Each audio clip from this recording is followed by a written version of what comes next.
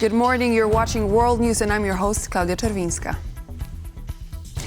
In a statement made on Thursday, European Union leaders reiterated that they would continue to support Ukraine. Following the first day of the European Council summit, Antonio Costa and Ursula von der Leyen addressed further military support for Ukraine and tariffs imposed by the United States on the European Union.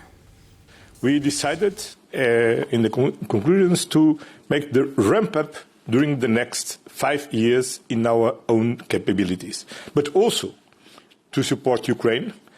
And we, as the President of the European Commission just explained, all these instruments, the SAVE, more fiscal space, flexibilities on the use of cohesion funds, all of these give room to the member states to increase their support to Ukraine. We are in active discussion with the US administration on this issue, and I can confirm that we decided to adjust the timing of the entry into force of tariffs.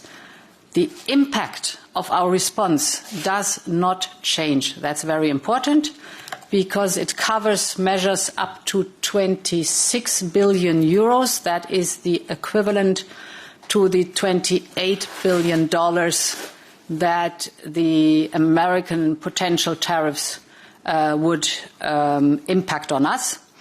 French President Emmanuel Macron has said he will host a meeting of European leaders next Thursday.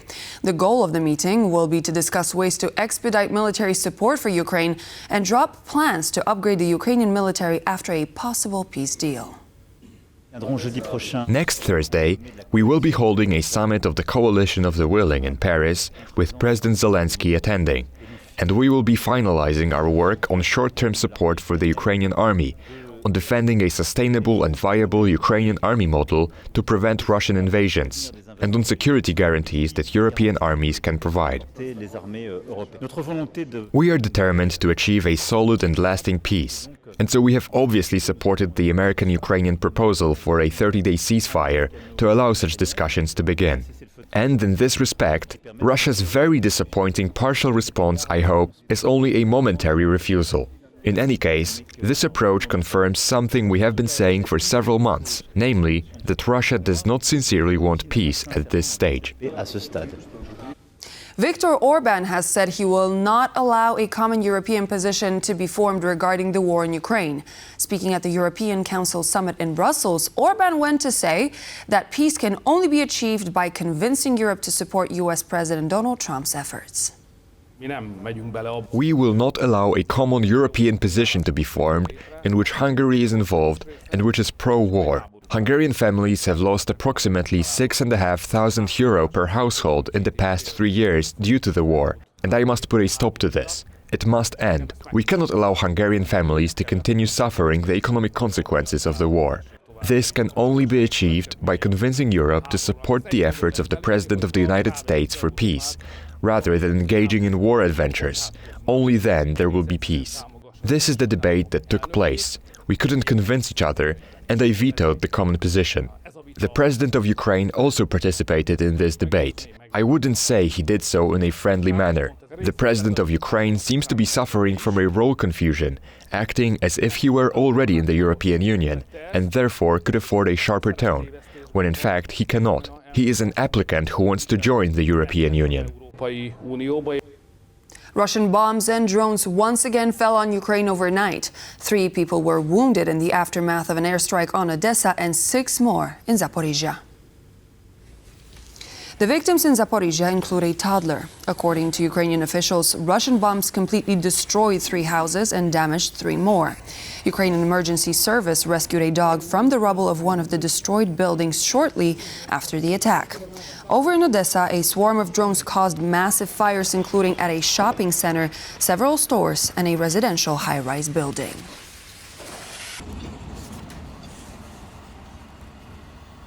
Ukrainian authorities have reported a strike on a recently closed gas pumping station in Russia's Kursk region. Explosions occurred at the Sudza installation overnight and were followed by a large fire.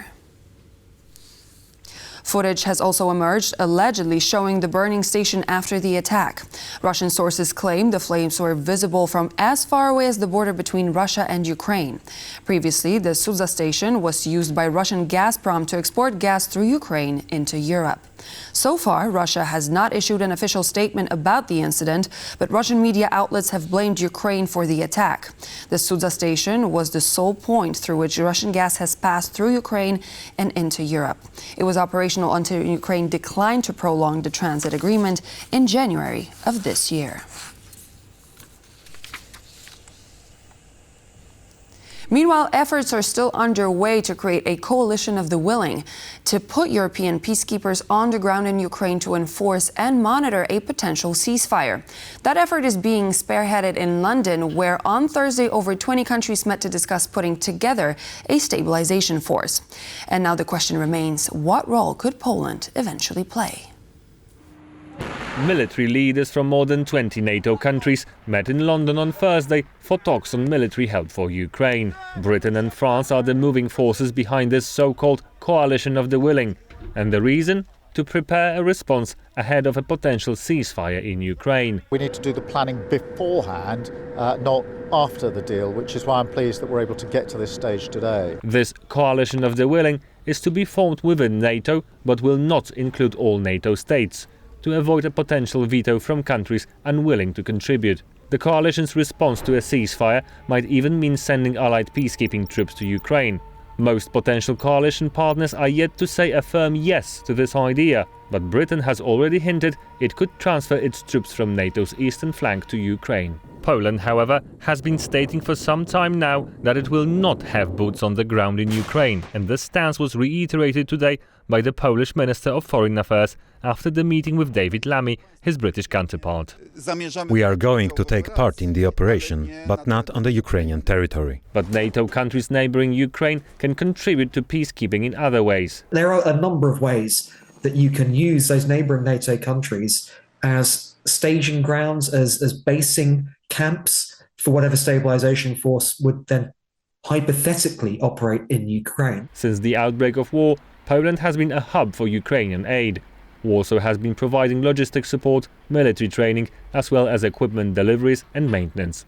Paweł Troskowski for TVP World. Violence has erupted on the streets of Turkey after the government's crackdown on the opposition.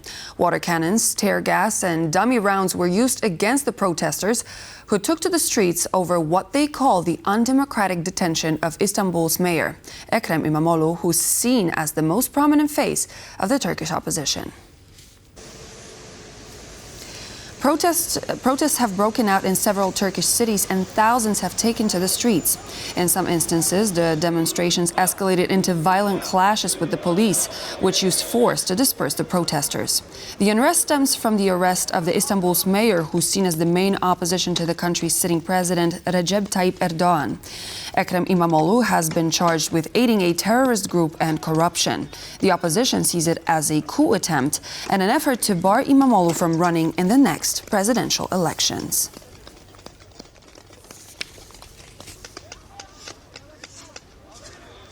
Russian authorities have tried to influence election results in Romania, according to our guest Jacques Rupnik from Science Po.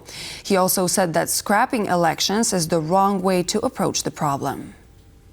You either interrupt the election before the first round. You say we have important evidence that, there has been interference. But frankly, you're scrapping the election between the two rounds after having approved it, and on the grounds that there was foreign interference on the internet, on TikTok, etc. Yes, of course there was. I'm sure that the Russians have tried to influence, but that is the wrong way to approach it, to scrap an election in the middle between the two rounds. To learn more about Romanian and Turkish elections, visit TVP World's YouTube channel, where you will find the latest episode of On the Record. In another crackdown on human rights in Hungary, a new law has been passed banning LGBTQ pride marches, sparking outrage at home and abroad. "We won't let woke ideology endanger our kids," said Prime Minister Viktor Orbán. This new law will stop the pride marches, which have been held in Hungary for the past 30 years, and ushers in a new level of fear for the LGBTQ community. Pride and prejudice. Hungarian President Tamás Sulyok signed into law the bill proposed by Prime Minister Viktor Orbán, which bans the Budapest Pride March and allows the use of facial recognition technology to identify its participants. It's another example of Hungary going against the grain within the European community. Here in Brussels, European officials are slamming the Hungarian ban on pride. The most strident of these comments come from the European Commissioner for Equality, Haja Labib, who told the press that freedom, dignity and human rights are not up for debate. Our union is one of freedom and equality. Everyone should be able to be who they are, live and love freely. The right to gather peacefully is a fundamental right to be championed across the European Union. We stand with the LGBTQI community in Hungary and in all member states. Very concerned about a new law adopted in Hungary today, which restricts freedom of assembly and provides the basis for banning events like pride marches. I call on the President of Hungary to veto the law. While Orbán's government cites protection of children as the reason for banning pride marches, many don't accept this as the real reasoning. Orban is interested to find enemies, so probably he will find new enemies tomorrow also. So first the biggest enemy was migrants, later on Soros, Brussels, multinational companies, even homeless people, and now they shifted a bit. So now the biggest enemy is the LGBT community. Authoritarian leaders like to use the subject of LGBT, immigrants, migrants, generally subject that people don't know much about, and they use it to scare them.